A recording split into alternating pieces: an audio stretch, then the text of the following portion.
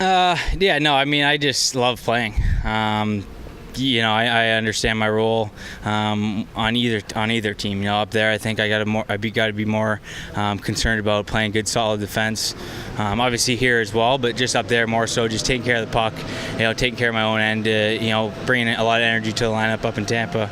I'm hoping and thinking I'm gonna get more games up there at some point, so I got to be ready for that. And when I'm down here, I just want to, be more of a leader. Help the young guys.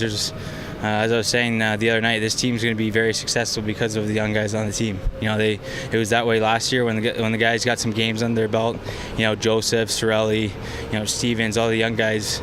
They were a big part of the success of this team down the stretch, and so we're going to need that again this year. For Syracuse, and I just want to be that guy to help mentor them and prepare them for the rest of the year. Does it ever become hard to keep in that mindset of, year after year, so my role, I'll be the tweener guy? Not necessarily. They've been very loyal with me in terms of, they extended my contract another year.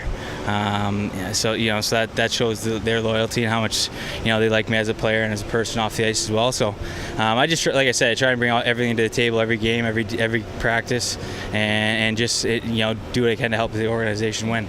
But take me through your mindset. Is it bad news, then you hear the good news? It's tough. You want to play in the NHL. That's why we play hockey. Our whole lives. The dream is to play in the NHL. But like I said, I know my role. I knew there was a chance I'd be down this year, and I'm prepared for it. I don't feel entitled. I never feel entitled to be in the NHL. I always believe I deserve to be in the NHL, but everyone has to think that the way they, if they want to work hard and if they're playing hard and they're doing everything they can to be in the NHL, they probably feel like they deserve to be in there. But like I said, I enjoy playing hockey. I enjoy coming here. Another reason why I stayed here is because of the group we have down here. I love the coaching staff. I love this. I like Syracuse as a city. I have some friends that actually live in Syracuse as well that I went to school with. So I love everything about the organization. Like I said, they've been very loyal to me, and I'll do whatever I can to help them win, whether it is here or up there. And I know they have some cap issues next year. That's another thing that kind of played into my decision. And I think they'll need guys like me up there next year in terms of just being a cheap asset to their team. Were you surprised when they handed over the contract, or? A little bit, yeah. That's the first time I've ever signed an early extension. So, oh, really? Okay. I signed with a Swiss team during my 1 year when I was with Utica, but other than that, this is the first time I've signed throughout the year. So, it's exciting. It gives me a little more security. Like I said, I want to be back up in Tampa at some point throughout the year, but right now you just can't. You can't worry about that. You can't come down here and sulk. You just gotta, like I said, have fun, get your game back to where it needs to be, so you're ready to go when you get in the lineup up there in Tampa. You mentioned the relationship with coaches. What is your relationship like with them? Yeah, very good.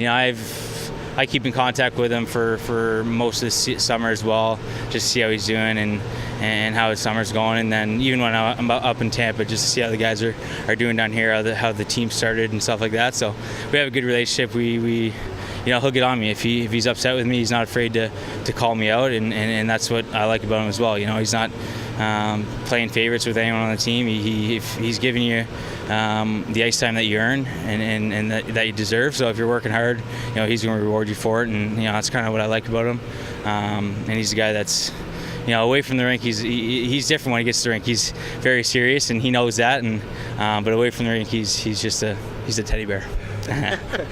Don't tell him I said that. He mentioned the chemistry you and Alex Barry-Boulet had the other night. What about him as a rookie, and what are you trying to teach him here in his rookie year? Oh, yeah. He's a guy that I can see a lot of skill in. Probably some of the most skill I've seen in a player, throughout my pro career. So he's, if he adds a little bit of that grit, and I think he will, he could be a player type like Gordo was. And I think that's what kind of Benny G wants it to be down here. I know me and Gord had a very strong chemistry together on the ice, and I think that first game we showed that we could be good line mates, and even adding Andrew off into the situation helps even more. He's a gritty guy, and he's a guy that can get the puck for us and finish checks and stuff like that. So I'm looking forward to playing another game with him. We've seen a lot of young classes come through, just whole classes. The little we've seen with this group, does this group stand out? or any different or the same as some of the other classes you've seen in Tampa Bay? Well, I mean, they're up with a lot of competition. Like the guys you said, Sorelli and Joseph that are now making their names in the NHL. So you can't say that these guys are far better than them because I'd be lying. But they're in the same class. I think they're you can see how good they are. Even throughout practices, how skilled and smart they are. And like I said, once they get those games on their belt where they come comfortable with the pro life, come comfortable with the coaching staff and the systems and the structure that he wants, they're going to be a big part of our success down the stretch. And it's just going to be fun to watch.